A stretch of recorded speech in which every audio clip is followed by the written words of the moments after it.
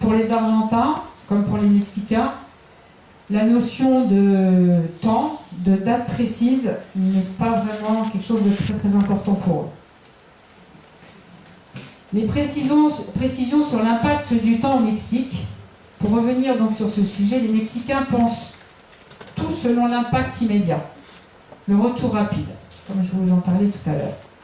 Étant donné que le relationnel est extrêmement fort au Mexique, plus vous serez important professionnellement, voire amicalement, et là on retrouve quelques traits de la Chine, plus vous serez respecté, et les gens respecteront votre temps.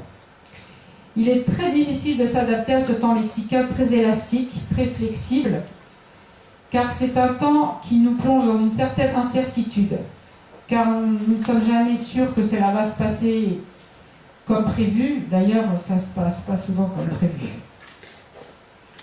Mais une fois que tout ceci est accepté, digéré, cette grande différence, on peut se rendre compte que c'est un temps moins stressant que le nôtre, car il permet plus de latitude entre les deux rendez-vous ou dans la réalisation des tâches. Le relationnel en Amérique latine.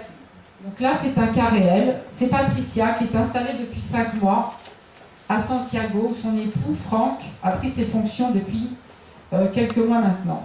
Il est gerente de finanzas, c'est-à-dire gestionnaire financier, dans une entreprise française. Elle me raconte que les Chiliens sont plutôt accueillants au travail et très curieux, en général, d'en savoir davantage et plus sur leurs nouveaux collègues.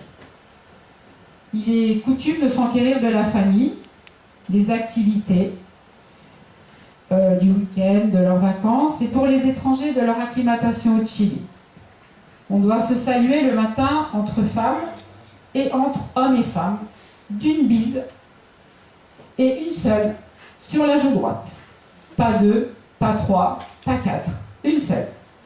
Quelles que soient les différences hiérarchiques. Souvent, on se fait une bise le soir en partant ou quand on part en week-end ou en vacances.